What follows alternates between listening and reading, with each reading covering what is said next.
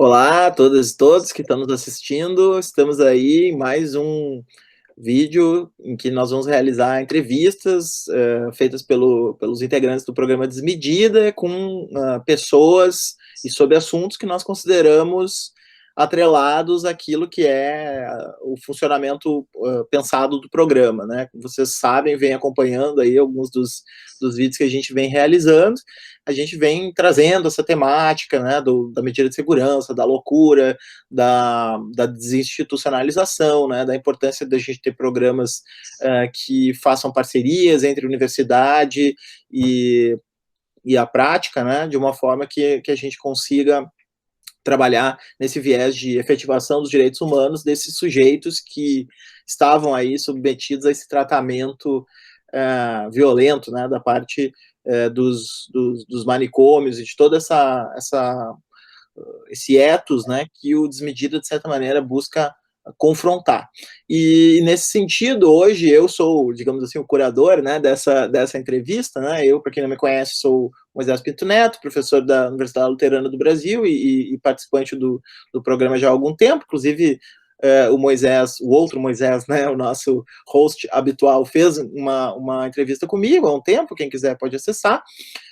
Hoje, então, eu pensei em convidar uma colega e amiga, né, a Mariana Weigert, que vai falar um pouquinho conosco sobre aspectos relacionados com o assunto, já que ela acabou se debruçando sobre ele, né, num nível de doutorado, fez uma pesquisa e pode contribuir muito para essa discussão, nessa interface entre direito, filosofia, psicologia, né, e todas essas áreas que estão ali nessa encruzilhada, né, da loucura, do crime, da violência, da resposta estatal, né, de todas essas questões que estão envolvidas.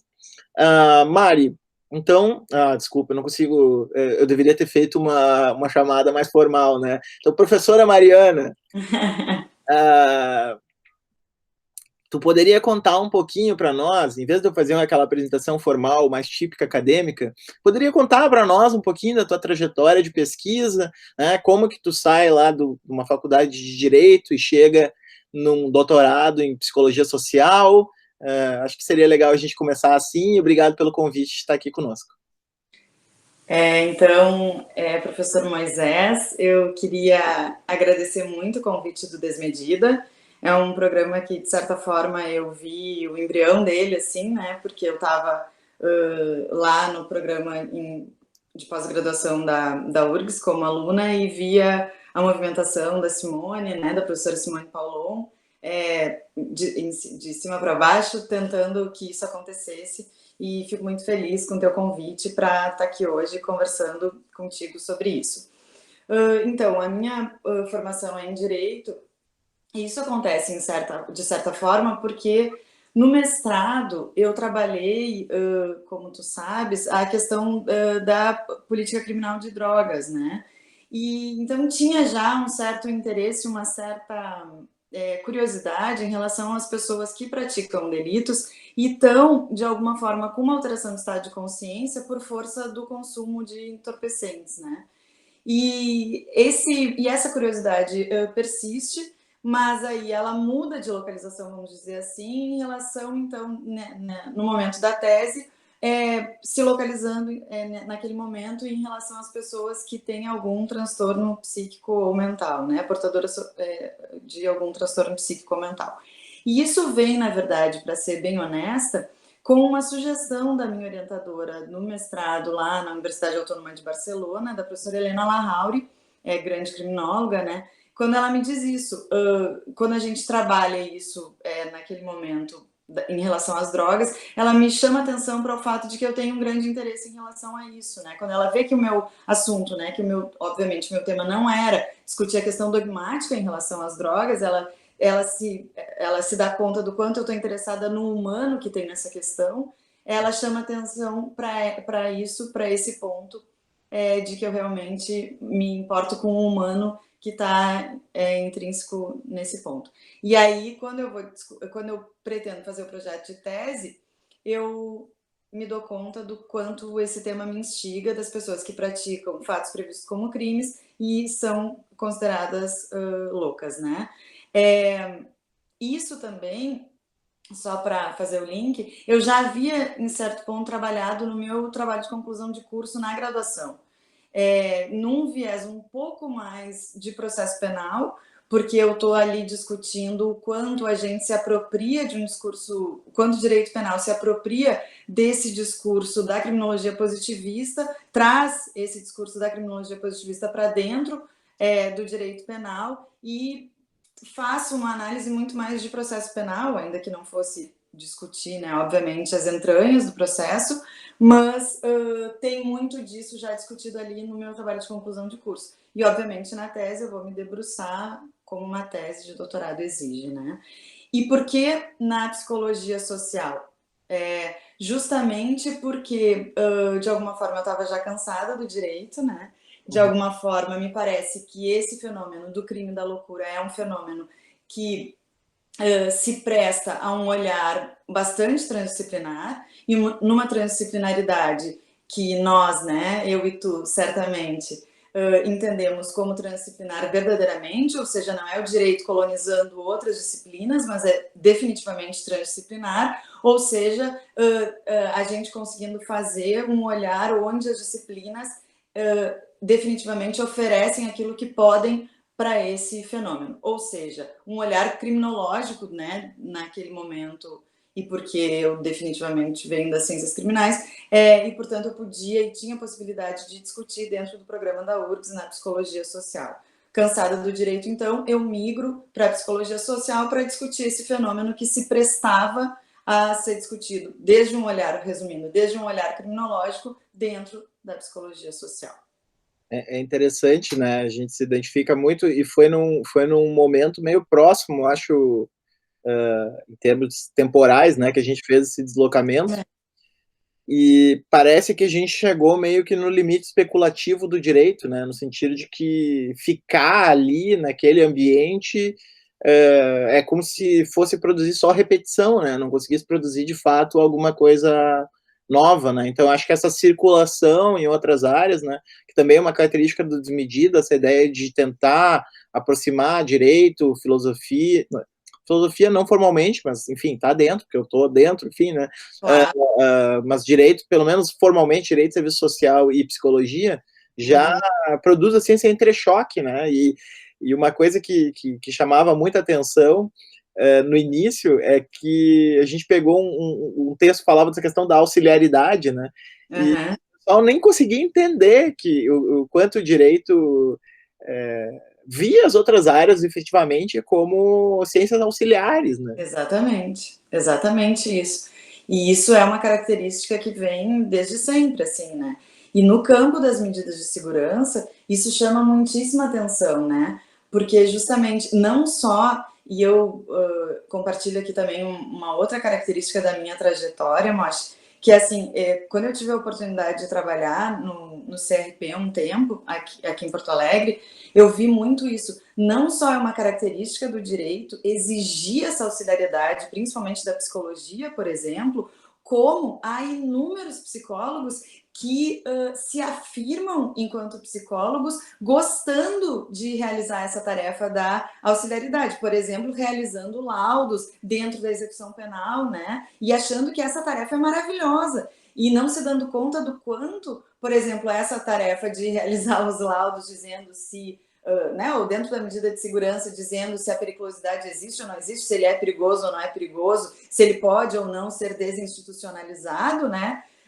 Não verificando quanto isso é fazer futurologia e etc., não se dando conta disso e realizando essa tarefa, o quanto, na verdade, ele está, esse psicólogo, completamente colonizado pelo direito e o quanto isso vai contrário à ética da própria ciência a qual ele, né, enfim, a sua ciência, né, que é a psicologia. Então é surreal. Então, falando nisso, né, essa questão da criminologia positivista, do conceito de periculosidade, da medida de segurança, né, eu acho que seria interessante a gente tratar um pouco disso, né, eu acho que tu fez aproximações com dimensões de biopolítica e outras questões desse tipo na tua tese, né? Então, Aham. seria interessante a gente trazer, mais uma vez, né, para quem está nos assistindo, essa dimensão do como o direito equaciona essa questão da loucura, em que termos se dá, né, com base em uma psicologia, que é uma psicologia lá do século XIX, mas que permanece, de certa maneira, produzindo efeitos, né, por mais que não seja cientificamente respaldado. Então, eu acho que seria legal tu fazer para nós um quadro geral, assim, desse tratamento específico dado à loucura por parte enfim, do sistema penal como um todo.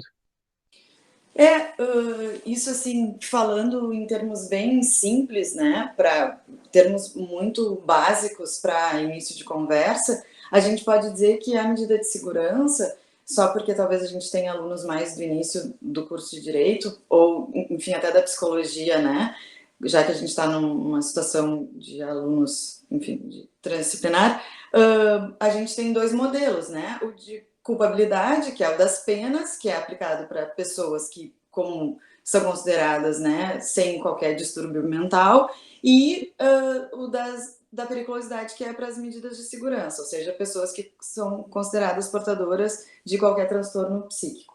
E o que acontece?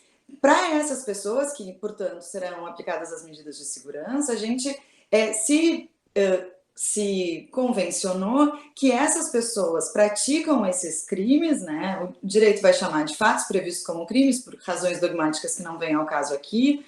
Essas pessoas são pré-determinadas, portanto, não escolhem praticar os crimes, são pré-determinadas pela periculosidade que elas possuem. E essa é a característica que, como tu bem disseste, a gente traz lá da criminologia positivista do século XIX e que se mantém por uma tradição psiquiátrica ou por uma psicologia ortodoxa que gruda, né, que cola, que se vincula a essa psiquiatria.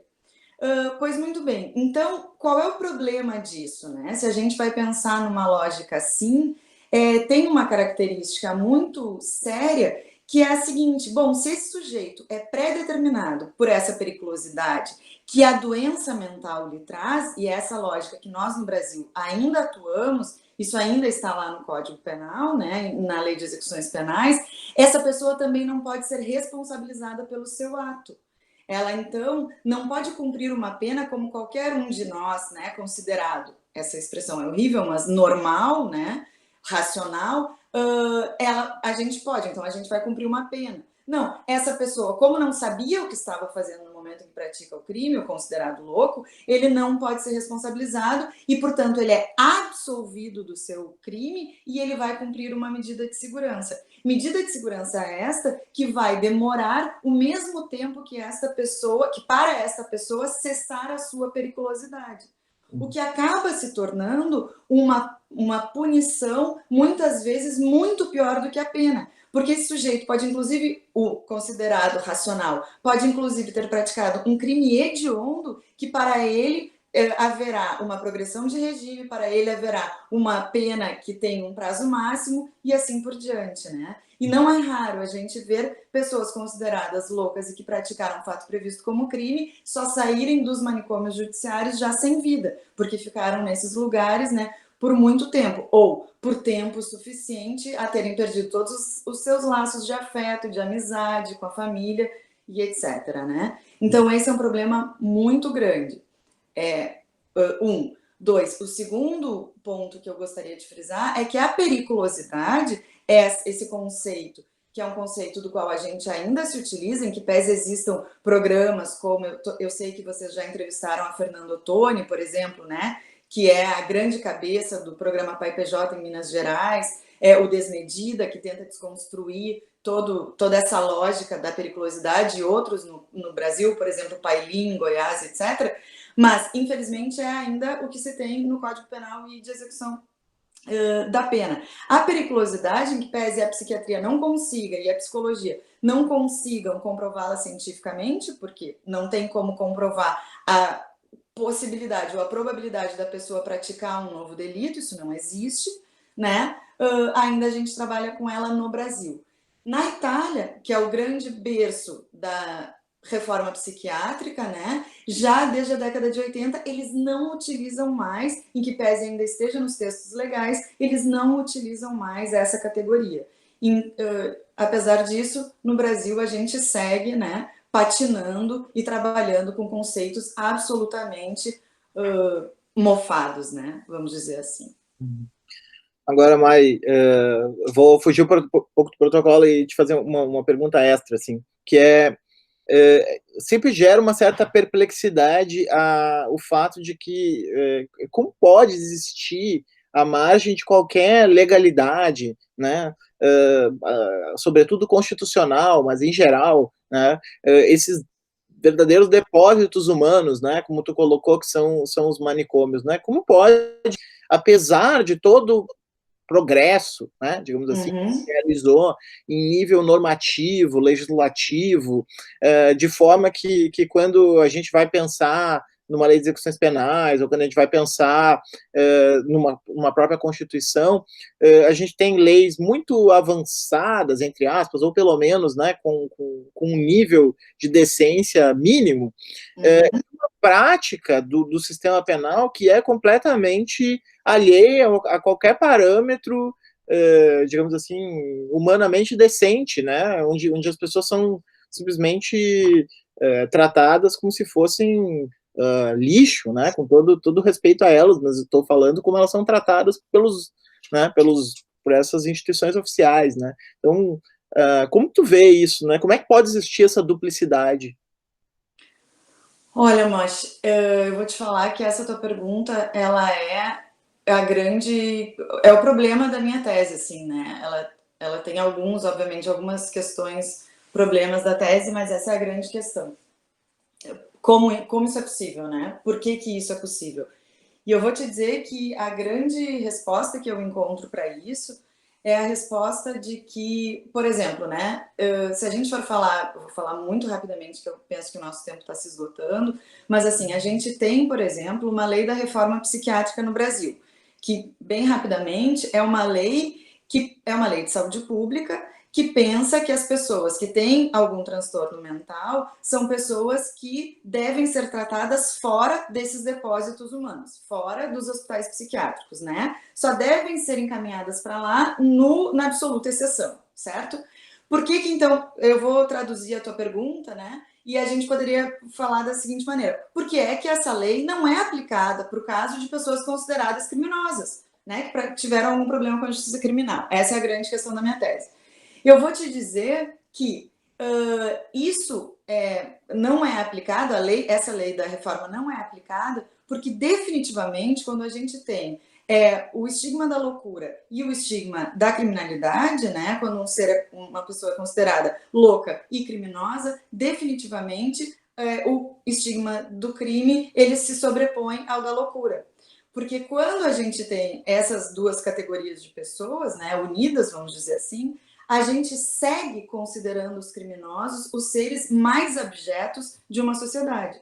Então, mesmo que a gente possa pensar, por exemplo, que a lei da reforma é uma lei posterior ao Código Penal, existem inúmeros autores dizendo isso, né? E, portanto, revogaria no que toca ao campo das medidas de segurança, tanto o Código Penal, que é de 40, quanto a lei de execuções penais, e, portanto, bom, vamos aplicar a lei da reforma para todas essas pessoas que praticam crimes e que são consideradas loucas. A gente não faz isso porque definitivamente a gente trata as pessoas consideradas criminosas como um outro tipo de pessoas, né? Bom, uma coisa é o sujeito ser considerado portador de sofrimento mental e nunca ter tido nenhum problema com a justiça criminal. Outra é ele ter praticado, como a gente tem num documentário que certamente vocês já discutiram, Desmedida, enfim, que é A Casa dos Mortos, né? A gente ter uma pessoa que tem um senhor lá que é incrível, o caso dele, surreal, ele praticou o crime de tentativa de furto de uma bicicleta e está há 30 anos, 25, no manicômio judiciário da Bahia, né?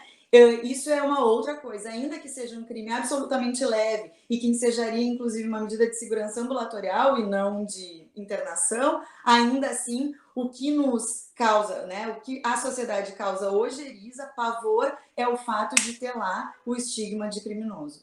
Então, quando a gente está falando disso, a gente realmente tem um pavor. Tanto é assim, só para finalizar, que mesmo na Itália, a gente verifica que a lei da reforma psiquiátrica de lá, a lei Basali, é de 78, e quando eu cheguei para fazer o meu doutorado de sanduíche lá, em 2014, eu verifiquei que ainda existiam 6 manicômios judiciários em pleno funcionamento. Ou seja, todos os manicômios civis, como eles chamam, né, estavam extintos realmente, aqueles para as pessoas que não praticam delitos, mas para as pessoas que praticam delitos, bom, daí é outra categoria de pessoas e esses estavam em pleno funcionamento, só tendo sido fechados em 2015.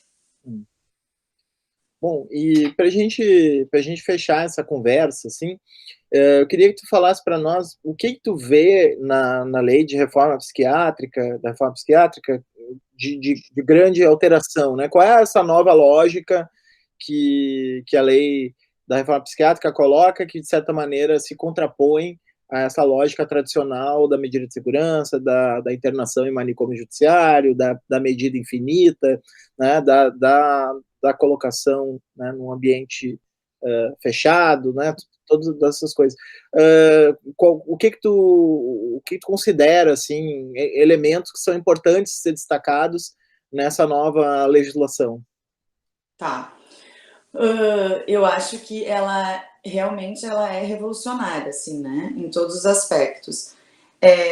Primeiro, é importante dizer que o movimento antimanicomial, de onde a lei se origina, ele está calcado na antipsiquiatria, né? Numa teoria de base que é a antipsiquiatria, e que tem inúmeros autores em diferentes países, né? A gente poderia citar Thomas Szasz, David Cooper e principalmente Basaglia, na Itália, né?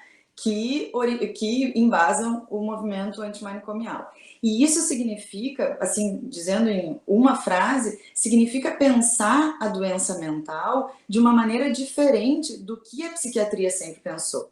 E isso por si só, Moisés, já é revolucionário, porque ao invés do sujeito ser o doente mental, numa frase muito emblemática que esses autores utilizam, eles vão dizer, significa colocar a doença mental entre parênteses. O sujeito deixa de ser a doença mental, né, para usar um conceito de Jock Young, por exemplo, porque a criminologia crítica a gente pode dizer que é co-irmã, né, da antipsiquiatria. Então, para usar um conceito de Jock Young, por exemplo, a gente poderia dizer não existe mais uma essencialização do sujeito a partir da sua doença mental, né? Ele deixa de ser a doença mental e a doença mental é mais uma das características que ele tem, ele não é mais a sua doença mental. Isso é muito interessante.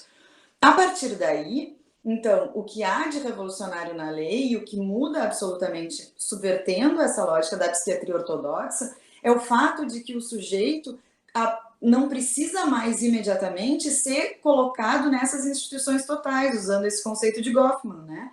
Então, ele não vai para uma instituição total, por exemplo, como um hospital psiquiátrico ou um manicômio. Eu gosto desse termo porque ele é forte, né? E representa bem o que esses lugares são, onde ele vai conviver só com seus pares, onde não há uma oxigenação, onde ele não é capaz de ter nenhum ganho de vida, né? E por falar em biopolítica ou em tanatopolítica, para usar um conceito de Agamben, né? Ali nessas instituições totais a gente pode pensar que só vai haver produção de morte, né? Ou características de produção de morte, porque essas pessoas ficam ali confinadas e necessariamente apenas produzindo características que não conseguem oxigenar nada em relação à sua vida. Bom, então, internação somente em último caso, a impossibilidade de construção de novos manicômios, a desconstrução dos manicômios que existam,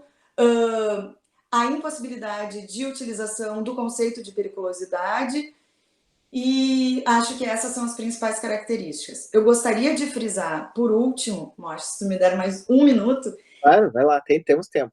Tá, maravilha. Eu gostaria de frisar que uma das primeiras atitudes do governo Bolsonaro, quando assumiu, foi editar uma nota técnica de número, agora me falha a memória, acho que é número 4, em fevereiro de 2019, que foi uma nota técnica que se ocupou não só da saúde mental, como também de álcool e outras drogas, e que trouxe algumas novidades no campo da saúde mental, que é o que nos interessa aqui, trazendo o seguinte: não só a compra de novos aparelhos para eletroconvulsoterapia no Brasil, construção de novos manicômios judiciários, realocação de novos leitos para internação psiquiátrica nos hospitais gerais e ainda internação psiquiátrica de crianças e adolescentes. Ou seja, é um retrocesso absurdo, ainda que se vocês forem ler, né, o pessoal que está nos assistindo, se for ler essa nota técnica, que depois eu até posso te passar o número direitinho, se for ler essa nota técnica, vai ver que as palavras, né, e a maquiagem que está no texto é toda muito bonita para dizer, não, nós continuamos seguindo a reforma psiquiátrica, mas isso é necessário para agregar e etc., o que é absolutamente falacioso, né? Então, assim, se nós já não conseguíamos fazer muito andar a reforma psiquiátrica no campo das medidas de segurança, bom, agora é que definitivamente a gente tem um retrocesso brutal, não só para as pessoas não consideradas criminosas, imagine-se agora, né, no campo das medidas de segurança, isso definitivamente, né, é um absurdo. É incrível digamos assim, a formação em bloco de toda uma pauta anti tudo aquilo que emergiu a partir das contraculturas, né? Porque eu acho que também tu falaste da aliança entre antipsiquiatria e criminologia crítica, e a gente poderia colocar, mesmo, digamos assim, essas duas tendências que estão no universo mais das ideias, da ciência, a gente poderia colocar dentro do âmbito geral das contraculturas, né? De tudo que emergiu nos 60, 70, em termos de reinvenção da relação com o corpo, com a sexualidade, né? Com a ciência. E é muito incrível o quanto existe um ressentimento contra isso, né, de parte dessas forças políticas que assumiram o poder, né, no sentido de que elas precisam, parece que, destruir todo o legado. Né? E aí, quando a gente pensa que a pauta deles é confusa, ou que, na verdade, eles são burros, né, na verdade, a gente não está vendo que estão muito organizados para destruir cada pedaço do que foi construído, né, em coisas que pareceriam assim, bom, o que o Bolsonaro pensa sobre o louco infrator, né? Talvez ele não pense em nada, mas o bloco que está ao redor dele já está articulado para destruir cada tijolinho que foi colocado em cada área específica, né? Seja política indígena, seja meio ambiente, né? E também não é diferente na saúde, né? Exatamente, exatamente isso. A sensação que dá é que é bem isso que tu disse. A sensação que dá é que está tudo muito arquitetado, né? E que quando a gente pensa que é uma ignorância por parte desse governo, na verdade, talvez a ignorância esteja sendo no sentido de ignorar, né? De não saber, seja nossa, né? Porque tem tá tudo muito arquitetado. E no campo da saúde mental, é muito triste ver que a gente já tinha muito pouco e que agora esse muito pouco é onde a gente tem que se agarrar, porque realmente não só para as pessoas, né, não só para os loucos infratores, mas para as pessoas também consideradas, né, que não tem nenhum problema com a justiça criminal. Agora a lei da reforma psiquiátrica, que não era aplicada no campo que a gente está discutindo aqui, é algo que a gente vai ter que pegar pelo restinho que está nos deixando, porque realmente estamos muito mal. Então tá, Mari. Então, obrigado pela entrevista, ótima. Se quiser dizer mais alguma coisa, recomendar alguma coisa pro pessoal, dar um tchau. Não, eu queria só agradecer, dizer que é um prazer imenso te encontrar e dizer que é muito bom estar aqui no Desmedida e que a gente tenha fôlego para tocar, né, todos os projetos, e esse é um projeto incrível, muito bom, de alguma forma também retornar ao programa da URGS e deixar um beijo para todo mundo lá e para vocês aqui também. Então tá, será sempre muito bem recebida aqui por todos nós, né? Contamos contigo em todos os momentos. Então, para quem nos acompanhou até agora, a gente tem aí o canal que você deve estar acessando agora enquanto está assistindo esse vídeo, né? Você pode dar um curtir no vídeo para ele ficar mais visível, você pode também seguir o canal como uma forma de ir acompanhando esse debate já automaticamente no feed do YouTube. né? E fica o convite para assistir as próximas entrevistas aí que a gente vai disponibilizar. Um tchauzinho a todo mundo, obrigado e até a próxima.